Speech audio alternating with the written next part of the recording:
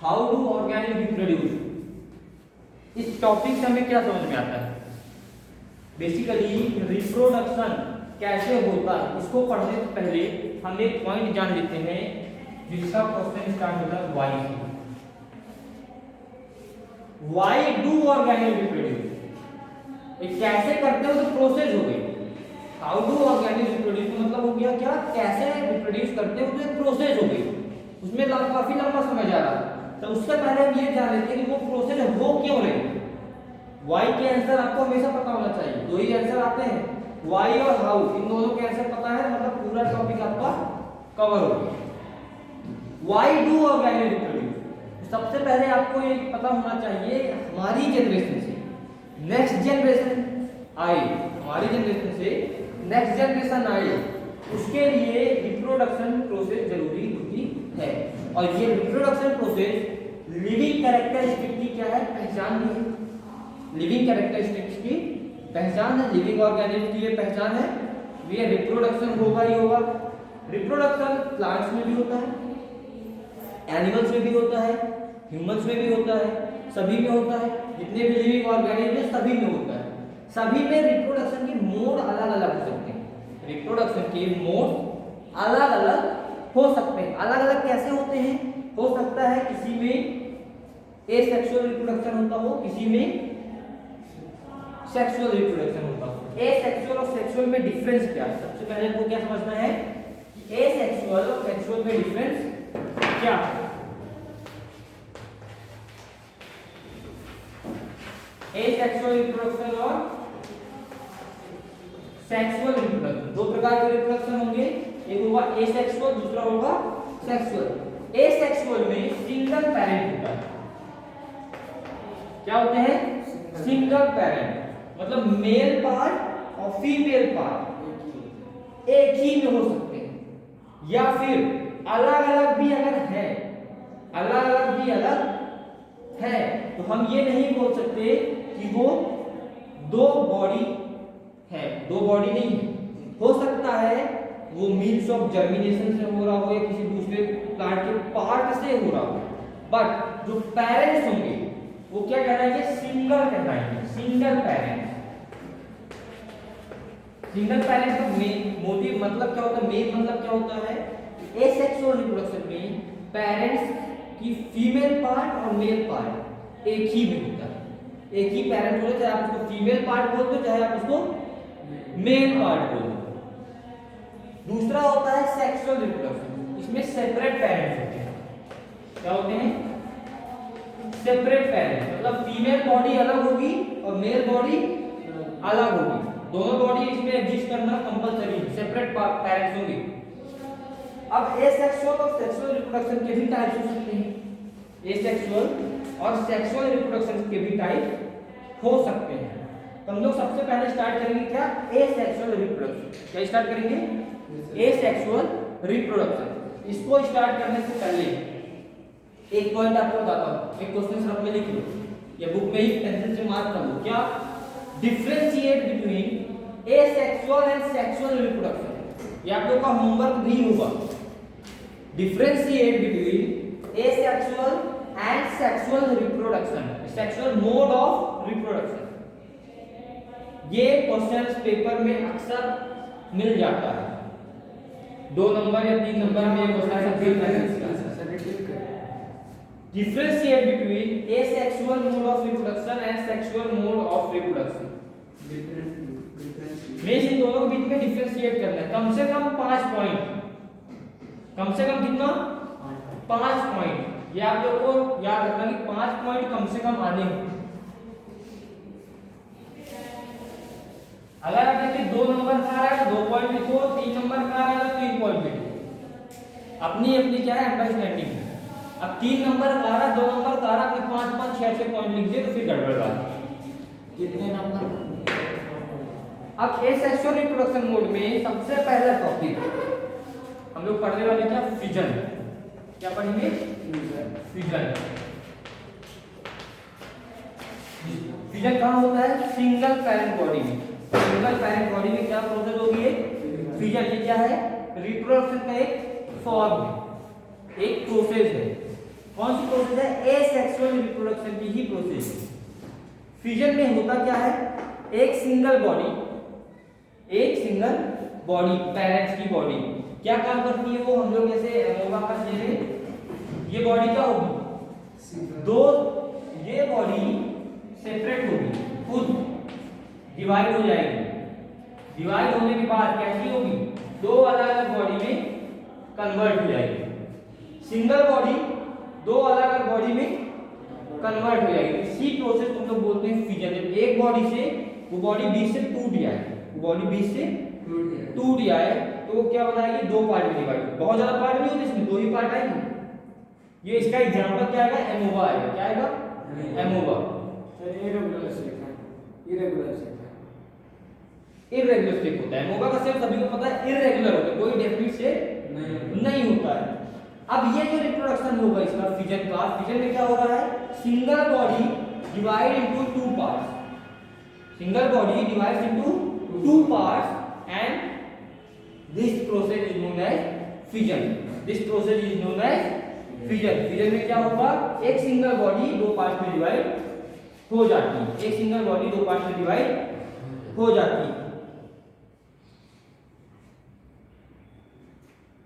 फिर इसके बाद बात आती है किसकी? फ्रेगमेंटेशन की। अच्छा, फिजन में दो प्रकार के फिजन होते हैं। ये तो हो गया क्या? बाइनरी फिजन कहलाएगा। क्या कहलाएगा? या हम लोग बोले बेसिकली फिजन। बेसिकली क्या बोलेंगे? फिजन। एक और फिजन होता है जिसे हम लोग मल्टीपल फिजन बोलते हैं। क्या बोलते हैं? Multiple fission. अब मल्टीपल फिजन में क्या होता है? प्लाज्मोडियम का बारे में आप लोगों ने पढ़ा है। प्लाज्मोडियम जानते हो ना क्या होता है? ऑर्गेनिक में वो ऑर्गेनिक प्लाज्मोडियम बहुत सारे क्या होता है जो टूटता है, तो क्या होता है? बहुत सारे पार्ट्स में टूटता है, बहुत सारे पार्ट्स में टूट जाता है। मतलब बहुत सारे डॉटर सेल आती है उसकी, बहुत सारी क्या आती है? डॉटर सेल आती है। अब ये यूनिसेलुलर है, एमोबा भी यूनिसेलुलर है, प्लाज्मोडियम भी यूनिसेलुलर है, सिंगल सेल ऑर्गेनिज्म है। सिंगल सेल है तो अब क्या होता है? एक सेल बहुत सारे पार्ट्स में टूट गई। ये बहुत सारे पार्ट्स में टूट गए तो उसको हम लोगों ने क्या बोल दिया? मल्टीपल फिजन हो गया। क्या बोल दिया? Multiple fission. सिंगल टूटी तो उसको क्या बोला? बेसिकली फिजन बोलते हैं। बेसिकली क्या बोलते हैं? फिजन बोलते हैं। और ये दोनों किसमें होते हैं? सिंगल सेल में होते हैं, सिंगल सेल ऑर्गेनिज्म में। फिर दूसरा आएगा आपका पार्ट, वो क्या आएगा? फ्रेगमेंटेशन। क्या आएगा? फ्रेगमेंटेशन में क्या होता है? किसी को आइडिया है? कोई बता सकता है? स्पाइरल वगैरह के बारे में जानते हो? कैसे? स्पाइरल वगैरह। फ्रेगमेंटेशन का मतलब क्या है? फ्रेगमेंट्स में टूटना, फ्रेगमेंट्स में कन्वर्ट होना। फ्रेगमेंटेशन का मतलब क्या होता है? फ्रेगमेंट्स में कन्वर्ट होना। कोई भी ऑर्गेनिज्म जब छोटे छोटे फ्रेगमेंट्स में कन्वर्ट हो जाए, एक बॉडी छोटे छोटे फ्रेगमेंट्स में कन्वर्ट हो जाए तो उसको हम लोग क्या बोलते हैं? फिर फ्रेगमेंटेशन बोलते हैं। क्या बोलते हैं? फ्रेगमेंटेशन। इसका एग्जांपल क्या है? स्पाइरोगेरा। स्पाइरोगेरा जानते हो ना क्या होता है कि नहीं जानते हो?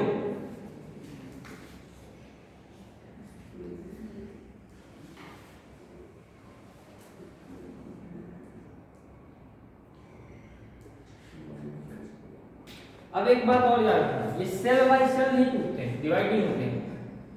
फ्यूजन में क्या हो रहा था? सेल बाय सेल डिवाइड हो रहा था, सेल डिवाइड हो रहा था सेल्स में। स्पाइरोगेरा क्या है? एक ऑर्गेनिज्म है, मल्टी ये क्या कहते हैं? फ्रेगमेंटेशन है, फ्रेगमेंट्स में टूट रहा है। फ्रेगमेंट मतलब टुकड़े, फ्रेगमेंट का मतलब क्या होता है? टुकड़ों में टूटता। इसमें सेल से कोई लेना देना नहीं होता, सेल्स के फॉर्म में नहीं टूट रहा, टुकड़ों में टूट रहा। मतलब एक बॉडी पार्ट थी और छोटे छोटे टुकड़ों में टूट गई, उसको हम लोग क्या बोलते हैं? Multi cellular. दूसरा जाता है आपका फ्रेगमेंटेशन।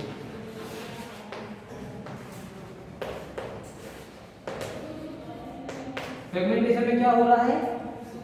फ्रेगमेंट्स में ब्रेक डाउन हो रहे हैं, ऑर्गेनिज्म क्या हो रहे हैं? फ्रेगमेंट्स में ब्रेक डाउन हो रहे हैं और नए बर्थ दे रहे हैं, नए एनिमल्स बना रहे हैं, नए ऑर्गेनिज्म रिप्रोड्यूस कर रहे हैं। फ्रेगमेंट्स में टूटकर जो ऑर्गेनिज्म रिप्रोड्यूस करते हैं वो कहलाते हैं क्या? सर ये फ्रेगमेंटेशन होता है सर, ये किसमें होता है? स्पाइरोगेरा। स्पाइरोगेरा और भी एनिमल्स होते हैं, सर स्पाइरोगेरा तो ये ऑर्गेनिज्म है ना सर? हाँ ये ऑर्गेनिज्म है ना ये? हाँ, ये ऑर्गेनिज्म है, स्पाइरोगेरा एक ऑर्गेनिज्म है। अभी हम जितनी बात करें सब ऑर्गेनिज्म की ही बात कर रहे हैं। तीसरा आएगा रीजनरेशन। तीसरा क्या आएगा? रीजनरेशन। अब देखिए रीजनरेशन में आप लोग बोलोगे कि एक ही बॉडी टूट रही है भाई,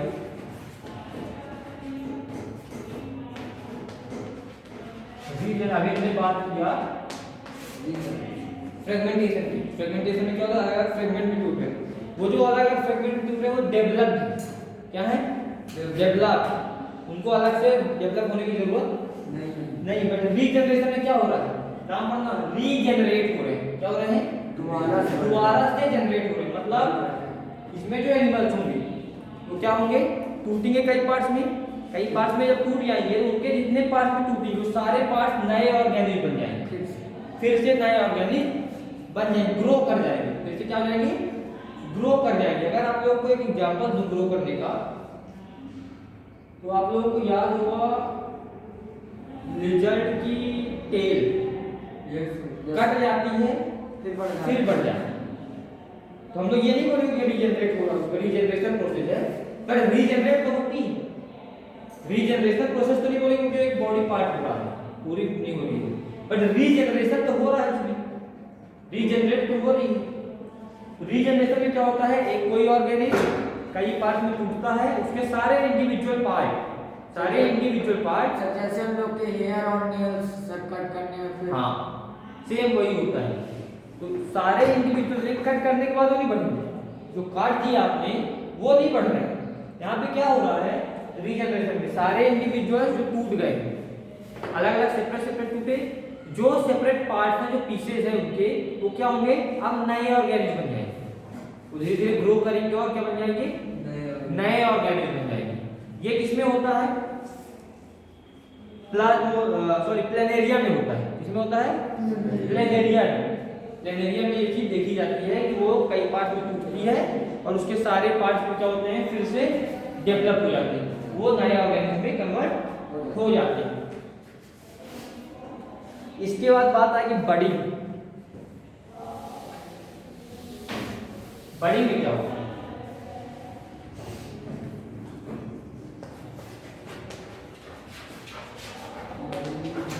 बडिंग में क्या होता है? हमने मान लिया कि कोई प्लांट है, ठीक है, तो बडिंग क्या मल्टी सेलुलर यूनिट? अभी हम यूनिसेलुलर की बात कर रहे हैं, सिंगल बॉडी है, तो यूनिसेलुलर भी नहीं बोली, मल्टी सेलुलर, क्योंकि बड़ी बॉडी है, एक सेल तो है नहीं, एक सेल तो है नहीं। अब बड़ी में होता क्या है? इसमें रीजनरेटिव सेल्स होती है। क्या होती है?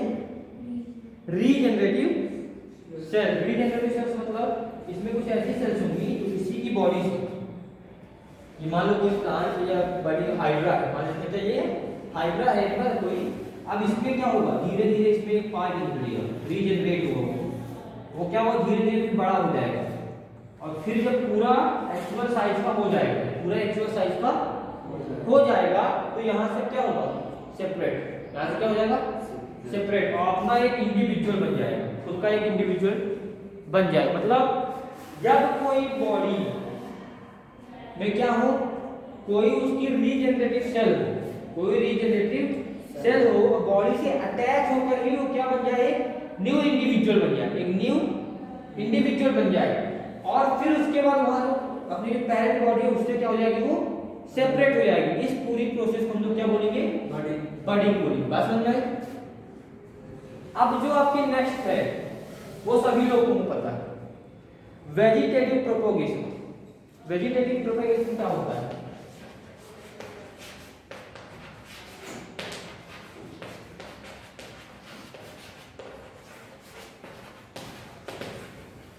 वेजिटेटिव प्रोपेगेशन होता है। आप लोगों ने देखा है गुलाब का पेड़, गुलाब का पेड़ वो किससे लगाया जाता है? स्टेम से लगाते हैं, उसके सीड भी आते हैं, ब्रांचेस से भी लग जाता है, स्टेम से लगता है, सभी चीज से लगता है, तो वो क्या है? वेजिटेटिव पार्ट हो रहा है। क्या हो गए? मतलब किसी प्लांट के पार्ट, किसी प्लांट, वेजिटेटिव प्रोपेगेशन किसमें होता है? लगभग प्लांट्स में होता है। किसी प्लांट्स के पार्ट्स ले लिया जाए, उसको लगा दिया जाए और वो एक नया प्लांट बन जाए। फिर किसी प्लांट का पार्ट कहीं पे हम लगा दें और वो फिर क्या बन जाए, एक नया प्लांट बन जाए, इंडिविजुअल एक प्लांट बन जाए, तो हम लोग क्या बोलेंगे, उसमें कौन सी प्रोसेस हो रही है, मोड ऑफ रिप्रोडक्शन क्या है, वेजिटेटिव प्रोपगेशन। हम पार्ट की बात कर रहे हो, चाहे स्टेम हो, चाहे रूट हो, चाहे कुछ भी, सीड की बात नहीं कर रहे हैं।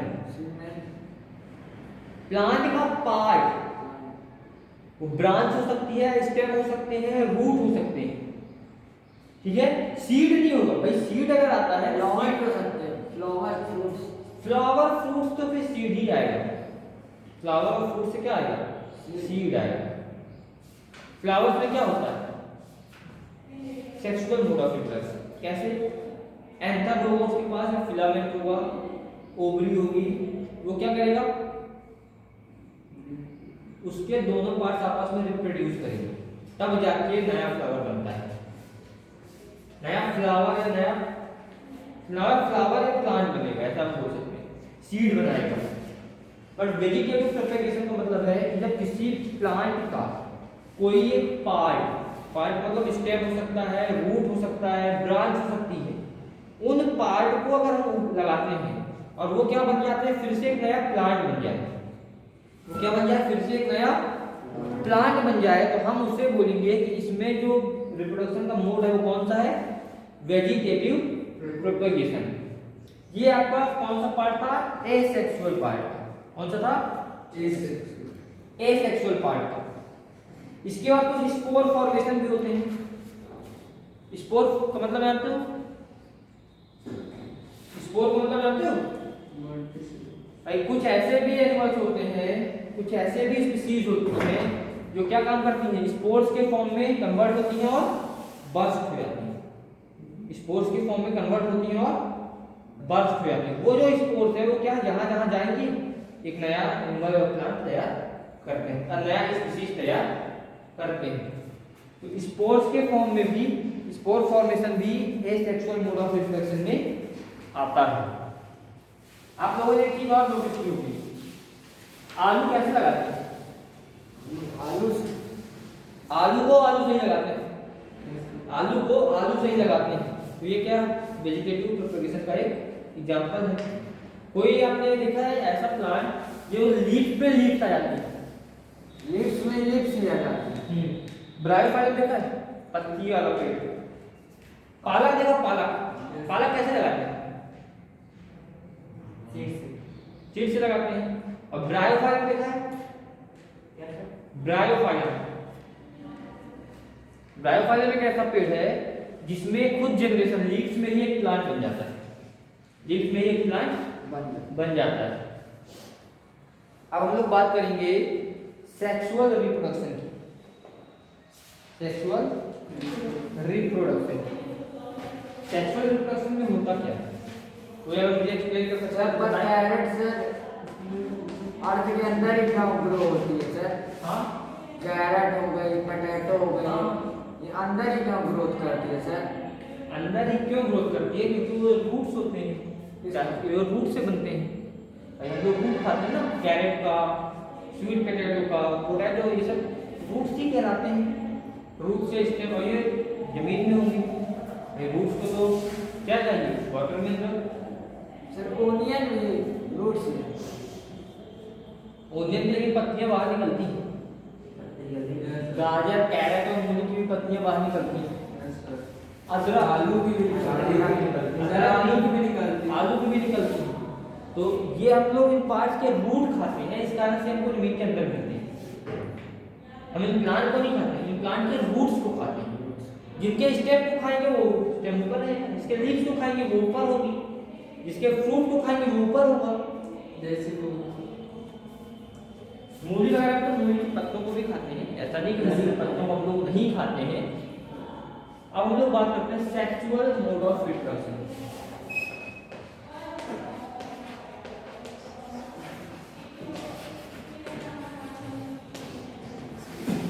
सेक्सुअल मोड ऑफ रिप्रोडक्शन में होता है, इसमें सबसे पहले आपको क्या पता है कि दो बॉडी चाहिए, दो पैरेंट बॉडी चाहिए। अब वो दोनों पैरेंट बॉडी हो सकता है एक ही बॉडी में हो, ये भी पॉसिबल है। मेल पार्ट और फीमेल पार्ट दोनों एक ही बॉडी में हो, जैसे फ्लावर्स में होता है मेल पार्ट और फीमेल पार्ट एक ही बॉडी में हो सकता है। तो ये नेसेसरी नहीं है कि अलग अलग बॉडी ही हो, दो पेरेंट्स होने चाहिए। दो पेरेंट्स मतलब एक मेल पार्ट होना चाहिए, दूसरा फीमेल पार्ट होना चाहिए, दोनों पार्ट होने चाहिए। एसेक्सुअल में ये नीडेड नहीं था, ये ऐसा कोई डिस्क्रिप्शन नहीं है कि फीमेल पार्ट हो कि मेल पार्ट हो, उसमें कोई डिस्क्रिप्शन नहीं, बट सेक्सुअल में ये दोनों पार्ट होना नेसेसरी है। सेक्सुअल रिप्रोडक्शन जो है क्यों होता है? आप लोगों ने डीएनए के बारे में पढ़ा है?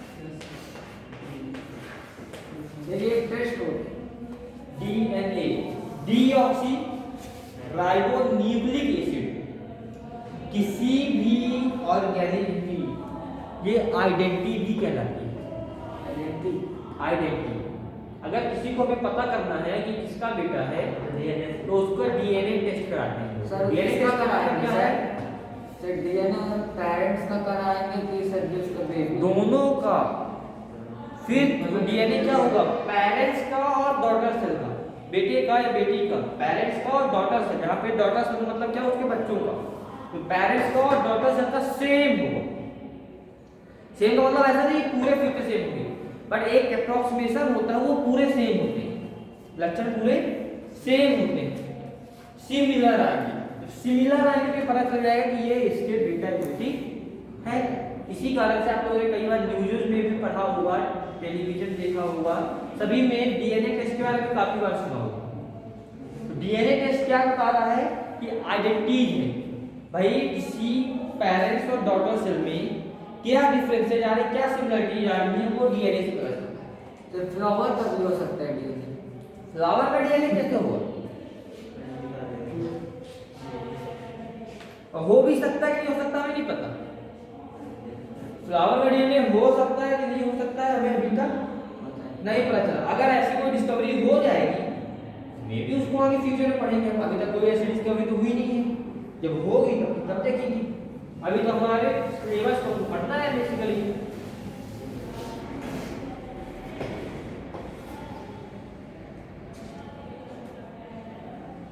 सबसे पहले हम लोग पढ़ते हैं sexual reproduction in flowering part. क्या पढ़ेंगे? Sexual reproduction in flowering part. ये फ्लावर के पार्ट में सेक्सुअल रिप्रोडक्शन कैसे होता है। इसके बाद हम लोग पढ़ेंगे रिप्रोडक्शन इन ह्यूमन बीइंग। उसके बाद क्या पढ़ेंगे? Reproduction in human being. और ह्यूमन बीइंग्स के रिप्रोडक्शन के बाद थोड़ा सा हम लोग क्या पढ़ने वाले हैं, थोड़ा सा हम लोग उसको बाद क्या देखेंगे कि कौन कौन से फीचर्स हैं जो ह्यूमंस के और मतलब सेक्सुअल रिप्रोडक्शन के और एसेक्सुअल रिप्रोडक्शन में सिमिलर है या डिफरेंट है। इन दोनों को हम लोग ये पूरा टॉपिक पढ़ लेंगे, तभी ये पता कर पाएंगे कि इन दोनों के बीच में डिफरेंस क्या है या सिमिलरिटीज क्या है। डायरेक्टली हम कभी भी नहीं बता सकते।